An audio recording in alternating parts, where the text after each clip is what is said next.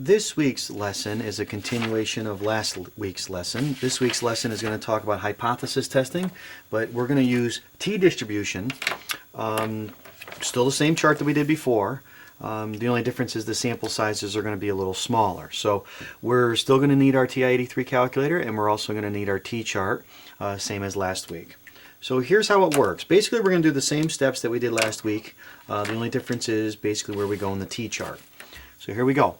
Hypothesis testing using the t-distribution has the same steps as the traditional hypothesis testing we used last week, but the sample sizes are less than 30. So you will need to remember to use a degree of freedom when finding a z-score using the t-chart.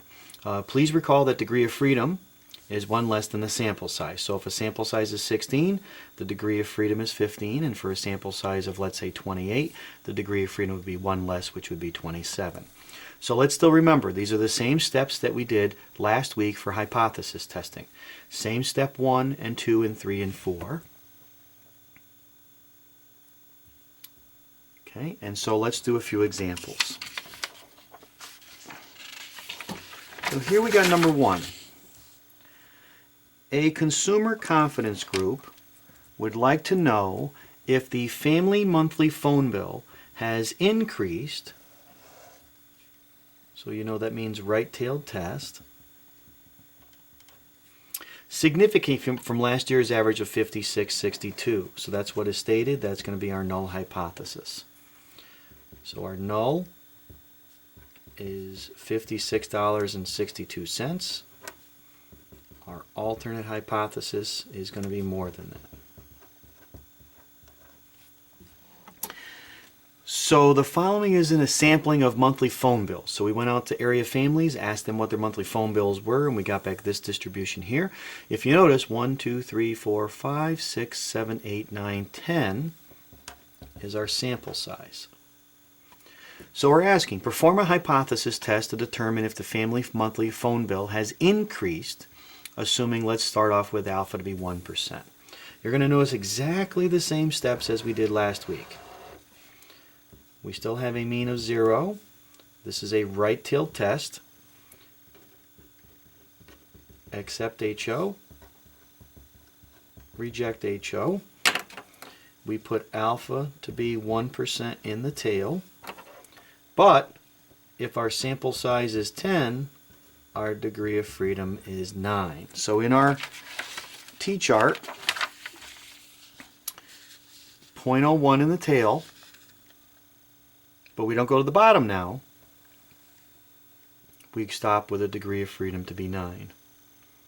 And we're getting back 2.821.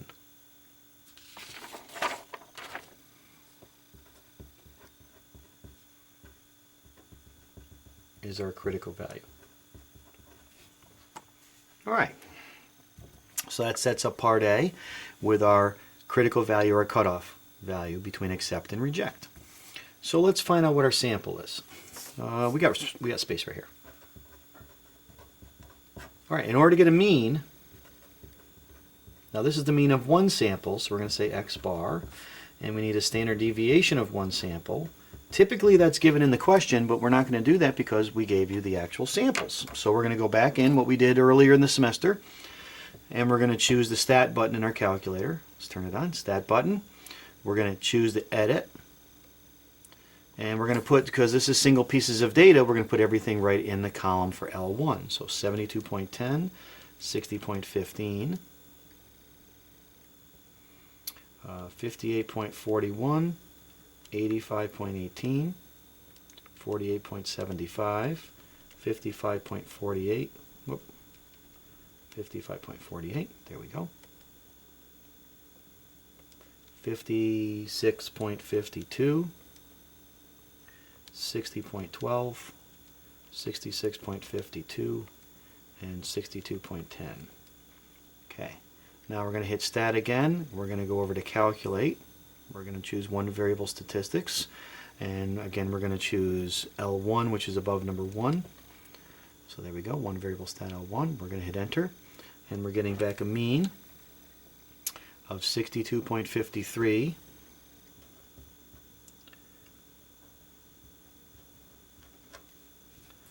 and a standard deviation Sx of 10.14. Now, that's one sample. We still have to use this. This is one sample. We got to find the sample average and standard deviation for all samples or everybody. So we still need a mu sub x bar, and that is going to be the same 6253. That's our mean.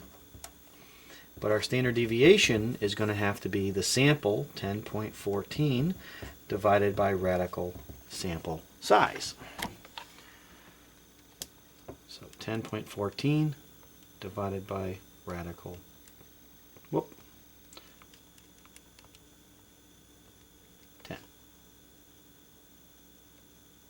3.21. That's our standard deviation. Not the 10.14. That was based on one sample. We want all samples. There you go. Now we have to find the z-score, just like we did last week. The data, 6253, is the sample mean. The mean is what they stated originally in the question, which is the 5662. And we divide that by 3.21. So 62.53 minus 56.62 divided by 3.21. 1.84. And that is our z-score for the sample, which is called our test statistic. Okay, where does 1.84 lie in relation to our cutoff value? Well, we're going to be left of the cutoff value with a significance level of 1%.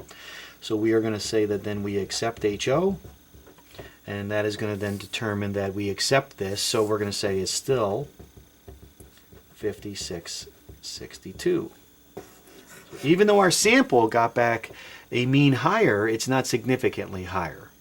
It's still what they told us. Now the only difference, of course, is part B. We changed the significance level to be alpha to be 2.5%.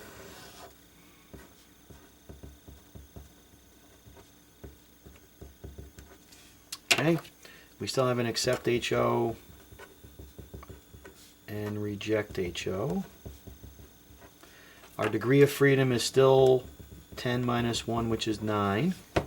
And in our T-chart, we're going to change our different column now. We're going to go to 0.025, and we're going to go down degree of freedom of 9, which is right there, and we're getting back 2.262.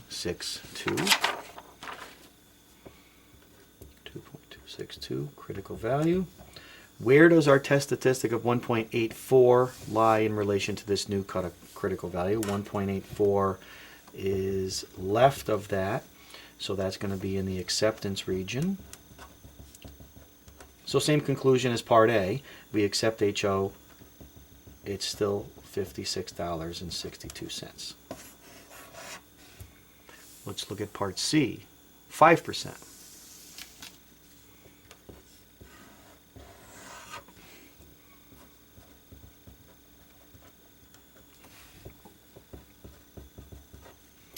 Degree of freedom is again still 9. T-chart. 0.05, go down 9. We get back 1.833.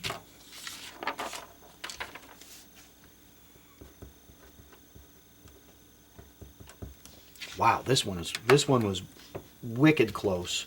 We have 1.84. 1.84 is just a little beyond 1.83. That gets us to the right of the cutoff, which is in the tail, and that tells us to reject HO. And we're going to say we reject HO. So we're going to reject that it's 5662, so we're going to accept that it's more than 5662.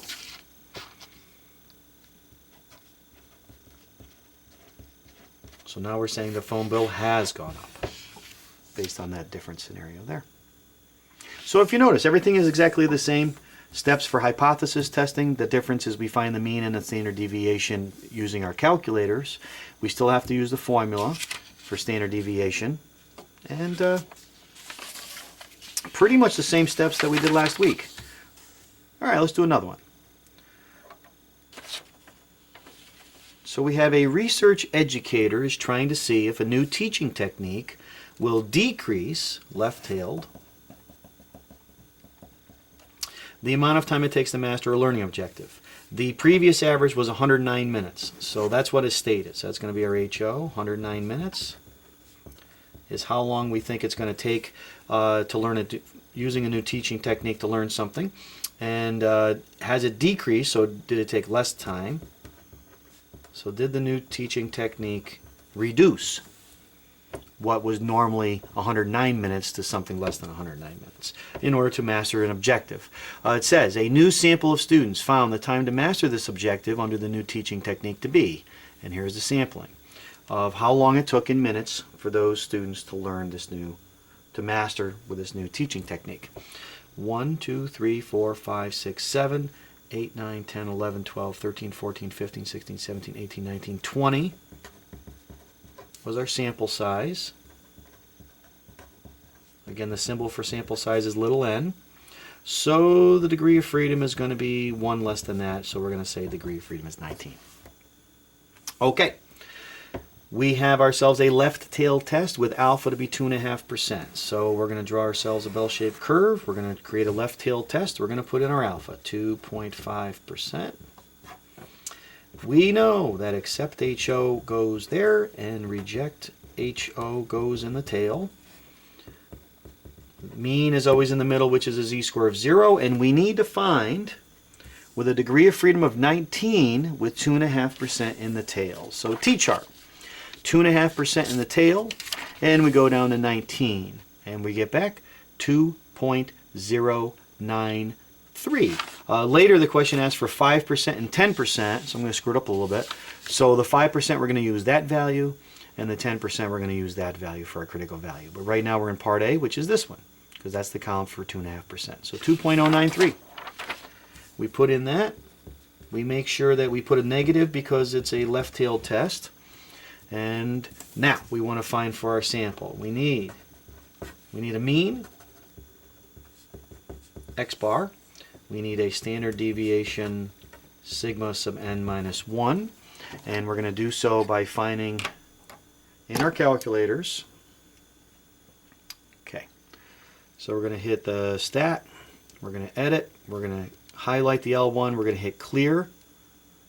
And we're going to download or down arrow back into the data set. Now we're going to put in, here we go, 93 and 98, 120 and 100, 112 and 85, 118 and 114, 115 and 90. We have ourselves another 90, an 84, 110, 111, a 92, 124, a 107, a 110, a 100, and a 94. Okay, we're going to hit the stat button again.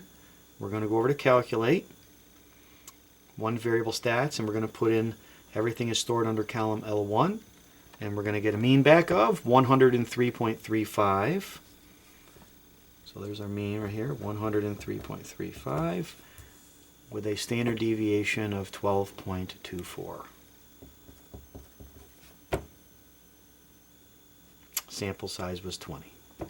Okay, so this was based on one sample of 20 students.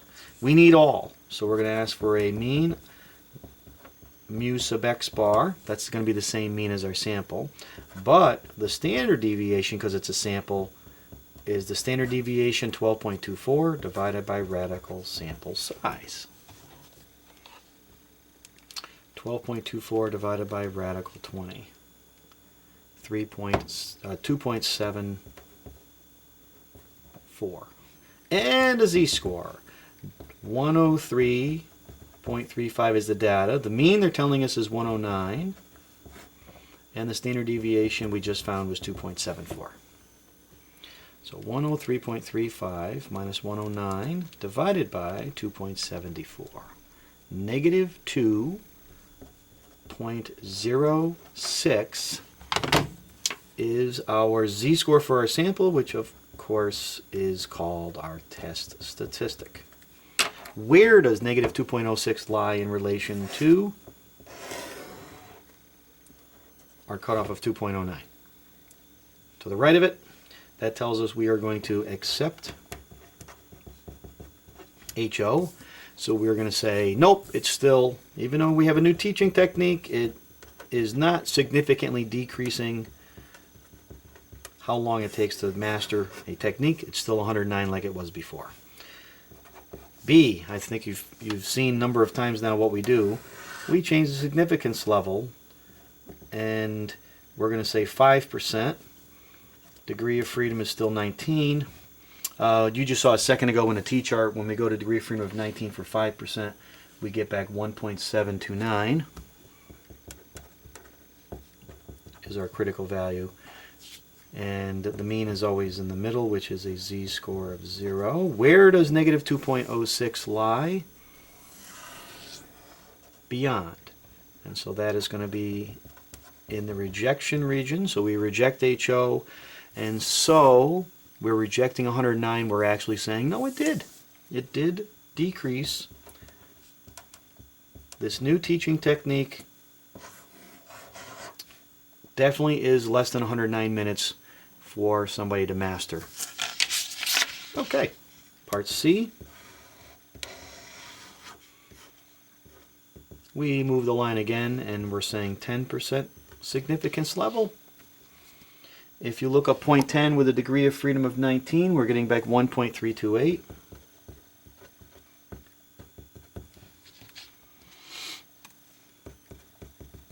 We have a test statistic of negative 2.06. That's going to lie left of the critical value, which is in the tail, so we're going to reject HO, and we're going to say it's less than 109 minutes. Okay. Hopefully by now you're starting to get down what the basic steps for hypothesis testing are. Right? Exception region, rejection region, alpha always goes in a tail. Get your critical value. Find your mean, standard deviation, and z-score, and then place the z-score accordingly. All right, let's look at another one.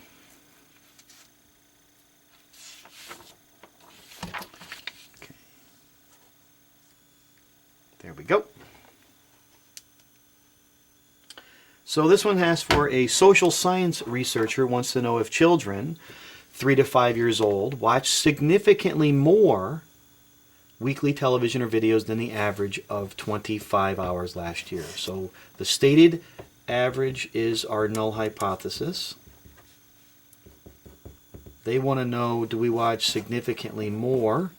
That's going to be then a right tail test, which is greater than 25 minutes. And we sampled some children, and we got back these as how long in hours do they watch TV or videos for the week. And we have 1, 2, 3, 4, 5, 6, 7, 8, 9, 10, 11, 12, 13, 14, 15, 16, 17, 18, 19, 20, 21, 22, 23, 24, 25, 26. Sample size was 26, so degree of freedom is 25. We have 2.5% in the tail. This was a right tail test. Accept HO, reject goes in the tail. They're asking us for a significance level of 2.5%. That's going to give us a critical value based on a degree of freedom of 25, which is one less than the sample size. So 2.5% in the tail, degree of freedom of 25. We scoot down to 25, there it is, and we're getting back 2.060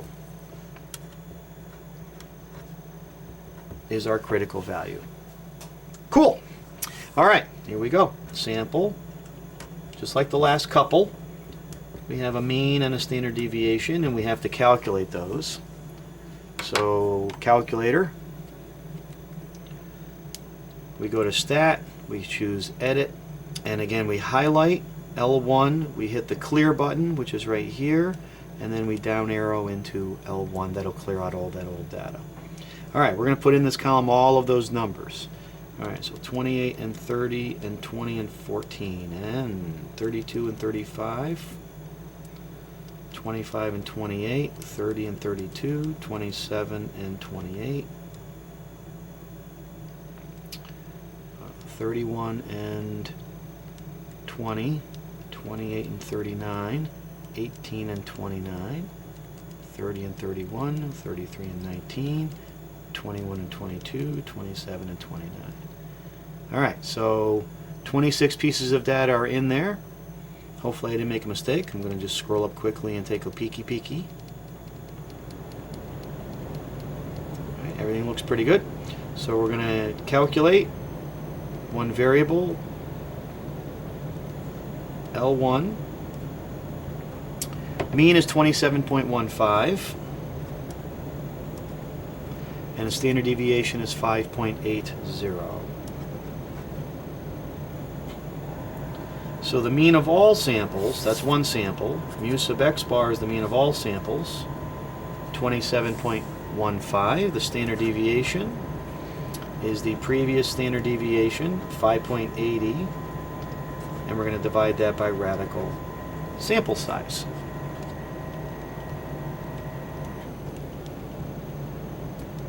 .14. So we have a z-score. Data is the sample mean, and they're telling us it normally takes 25, normally there's 25 hours a week of video and television watching, divided by 1.14. 27.15 minus 25, divided by 1.14. We're getting back a test statistic of 1.89.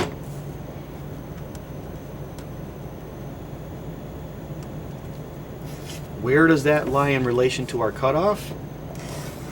To the left of it. That will be in the acceptance of HO region. And so we're going to say it's still 25 hours per week. So this social science researcher wants to know children ages 3 to 5. Typically they found that the average was 25. We sampled and we got back an average of 27.15, but that was not significantly more than the old average of 25. All right, so for part B, we're making the significance level to be 10%. Okay, the degree of freedom is still one less than the sample size. The sample size was 26. Take away 1 gives me 25. And we're looking at 10% in the tail. So 10% right here. We're going to go down to 25, which is right there. And we're looking at 1.316. Is our critical value. Our test statistic is 1.89, and that lies more than 1.316. So that goes in the tail, which is rejection of HO. And so we're now going to say it is more than 25 hours a week that those children watch television or videos. So there's the question. And we just solved it. Okay, so that's how you do hypothesis testing with t-distribution.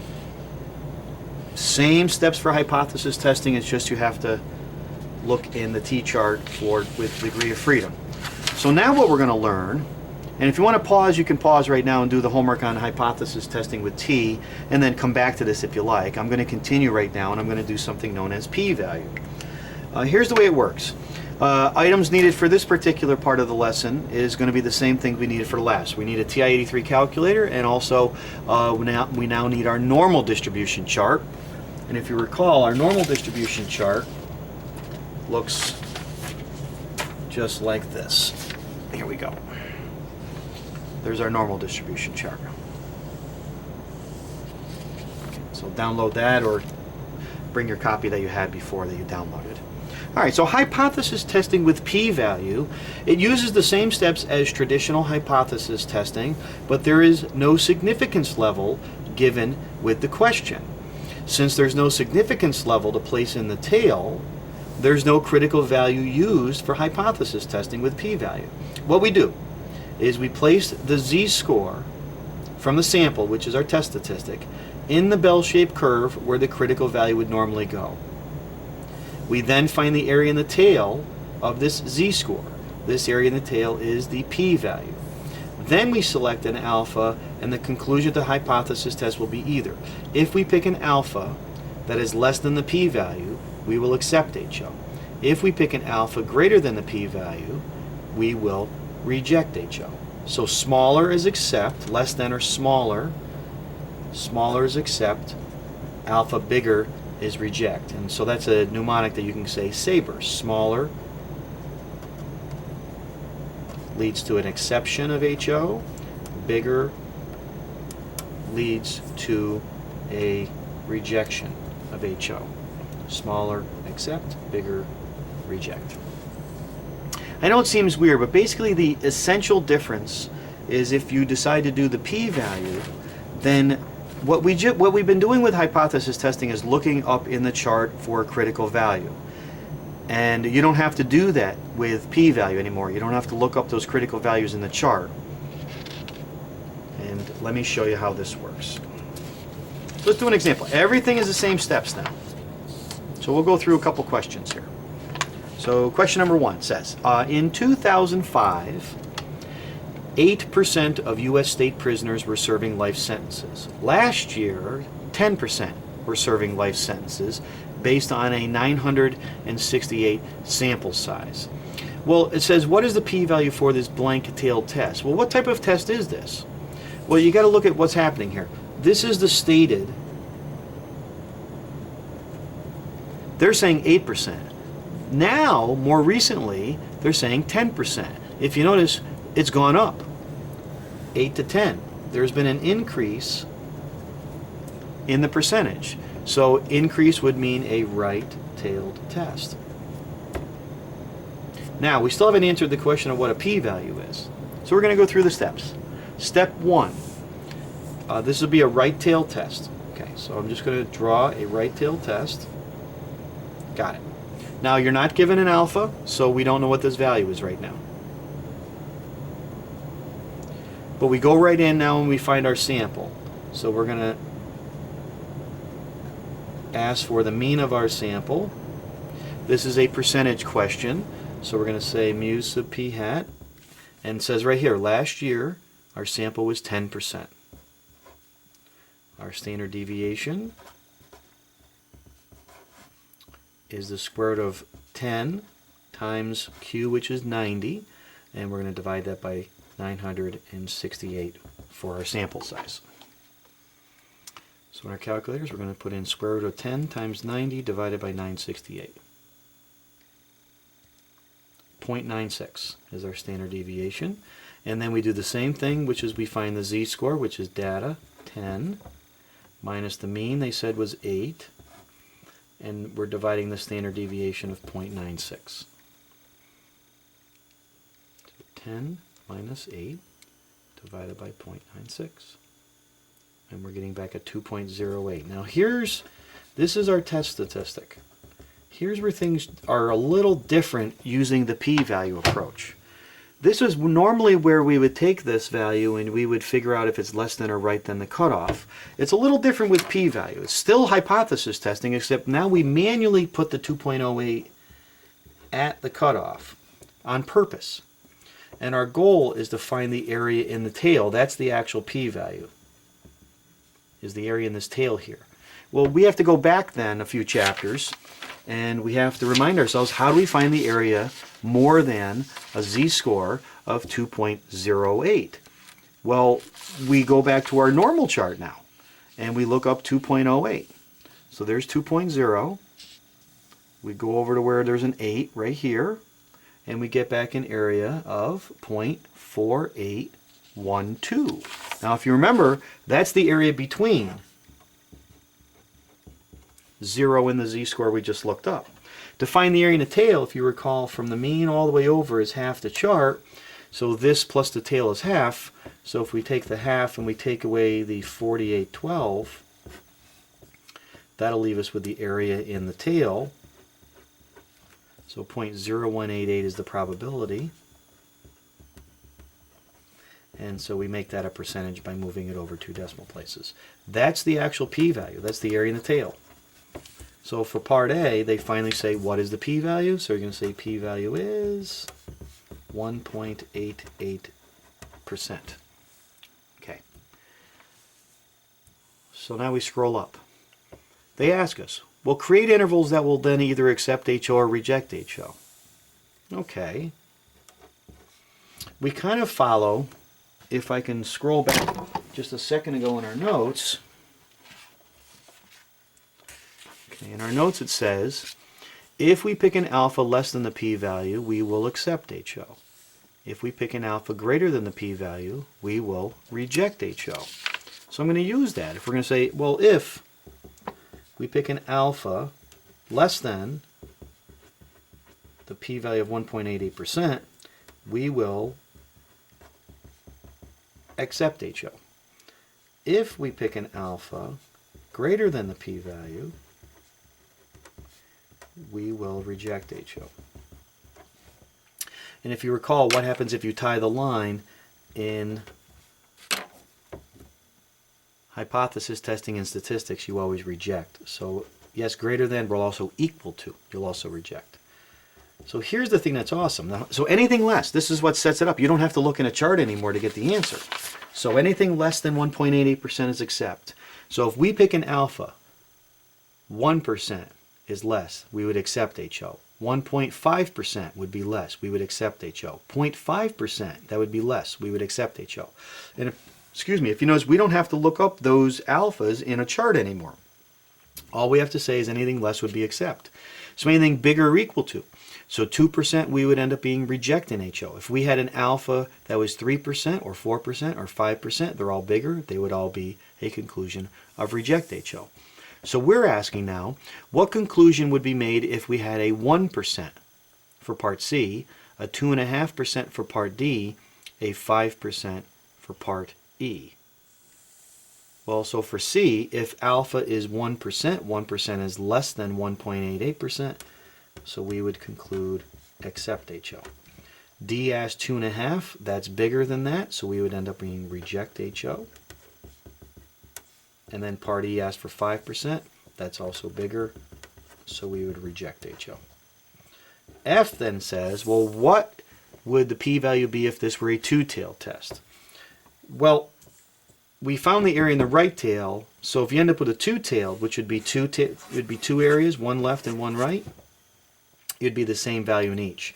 So since we found 1.88 in the right tail, then we would also have 1.88 in the left tail. So this would be take the area in the right tail, add the same area in the left tail, and basically you would just double that answer.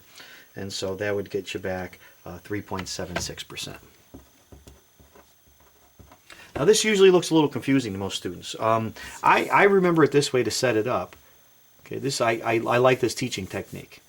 But other students be like, well, is there another way to show you this? And I could show you yes.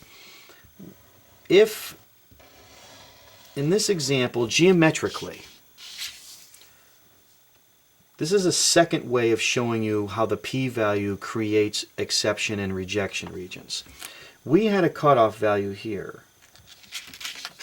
We concluded that from here over was a 1.88% in the tail between accept HO and reject HO. If we pick now an alpha of 2% or 3% or an alpha bigger, so if an alpha is bigger, this line, because it's bigger, would have to move to the right. Now this is where our sample mean is. It doesn't move from here. Our sample mean we found to be a 2.08 z-score. So that's not going to move.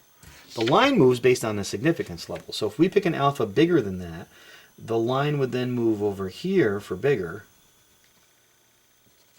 and we would end up right of the line, which would be reject. So anything bigger, you would end up to the right of it, so we would reject HO. If we ended up with a bell-shaped curve, and our z-score was 2.08, which ended up with a 1.88% in the tail. If we went smaller, anything smaller than 1.88%, the line would have to move to the right for the less area. You would then still be here, which would be left of that new cutoff line, and so left of a cutoff line would end up being accept. So if you end up picking an alpha less, that's what happened geometrically. So for number 2, we have, according to the American Hotel and Lodging Association, the revenue per available room, which is RevPAR, was $53.50 in 2010. So that's assumed to be our HO. Last year, that number climbed to $57.85 with a standard deviation of 2310 based on this sample size. So climbed would obviously mean increased. And notice it did go up from 53 to 57, so increase would mean that this would be a right-tailed test. So we want to find the p-value for a right-tailed test. Okay. Draw a bell-shaped curve. We put in a right tail. Okay. We're going to take the sample z-score and we're going to place it at that cutoff. So for our sample, we have a mean mu sub x bar to be 57.85. We have a standard deviation of sigma sub x bar. Whoop, sorry, let me scroll down. There was our mean 57.85. The standard deviation was 2310. But that was based on a sample size of 125. So we got to take 2310 divided by radical 125. 23.10 divided by radical 125. 2.07. We need a z-score. So data minus mean, they said was 5350.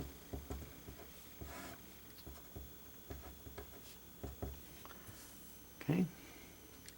57.85 minus 5350, and we're going to divide that by 2.07. We're getting back 2.10. So that's the z-score for our sample. That's our test statistic. We place that on purpose right at the cutoff. We want to find the area in this tail region here. So we're going to look up 2.10 right here. 0.4821 on our normal bell-shaped curve. So that area goes here. We know that from the mean all the way over to the right is half. If we take half and take away the 4821, 0.179 is our probability. 1.79% is our p-value. So for part A, they ask, what is the p-value? You're going to say 1.79%.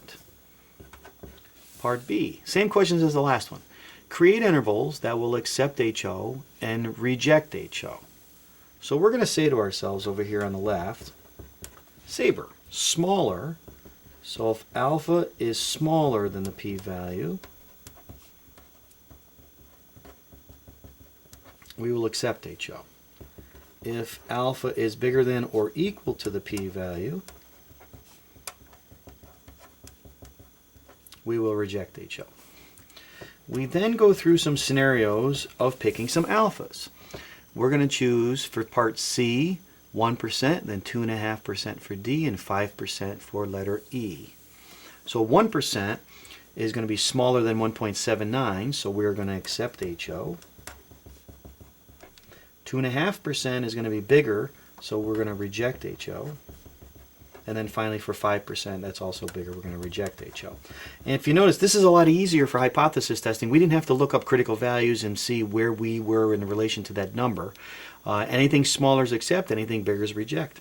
And then finally for part F, what would this p-value be if this were a two-tailed test? We'd have two tails of the 1.79%. That's going to give us back 3.58%. If this were a two-tailed test, you'd have two tails of the same basic p-value answer. And that's how you do that question. So let's do a third one. Okay, so I'm going to leave this up here. I'd like you to read it, do it on your own, and then, of course, pause the video and then come back and see if you got back the right answer. So according to the U.S. Census, the average compensation from a U.S. business is $51,120. So that's our HO. In 2000, that was in 2013. Last year, the average compensation was $49,950. Standard deviation was $48.50 based on a sample size of 95. If you notice, the compensation went from $51,000 down to $49,000, so there was a decrease, and that would then be a left-tailed test. All right, so we're going to draw ourselves a bell-shaped curve. We're going to make a left tail. We're going to find for our sample a mean. So based on our sample size of 95, the mean was 49,950. The standard deviation was 4,850 divided by a sample size of 95. And we got back the sample right here, and the sample size was right there. So 4850 divided by the square root of 95. 497.599, let's round that to 60 for 2 decimal places. We now need a z-score. So data minus mean divided by our standard deviation. 49,950 minus 51,120 divided by 497.60. Negative 2.35. So that's our test statistic. We place that here on purpose. We want the area in the tail. Mean is always 0 in the middle. So 2.35. We go down 2.3 in our bell-shaped curve chart, normal chart. 2.3, and we go ourselves over to 5. And we're getting back 0.4906. That goes between mean and the z-score we just found. Okay, half is on the left.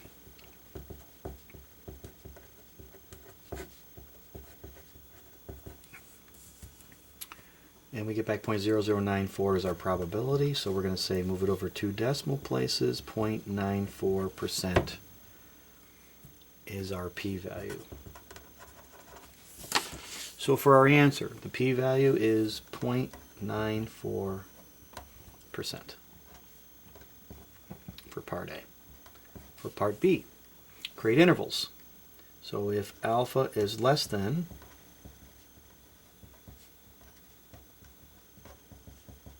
we accept HO. If alpha is more than or equal to, we're going to reject HO. C, D, and E, what if it's 0.5%? Well, then that would be smaller than our p-value, and we would accept HO. 3% would be bigger. We would reject HO, and 5% would also be bigger, so we would reject HO. Where HO is the 51,120, and so we would either accept the fact that it's still that, or we'd reject that it's not that, and it's decreased from that. F would be another tail of 0.94, and that would get us back 1.88%. So that's how you do p-value. Same steps for hypothesis testing, except a little different ending in the sense that you find the area in the tail, and then you base your acceptance and your rejection regions on what you would like your alpha to be. But same basic idea. You still have a test statistic, and you put it in a table. In this case, you find the area in the tail. So there's p-value. Okay, that concludes our bell-shaped curve situation. We've been doing basically always finding z-scores and standard deviations and left tails and right tails, and there's 2 standard deviation formulas. That's going to change now once we go on to the next chapter.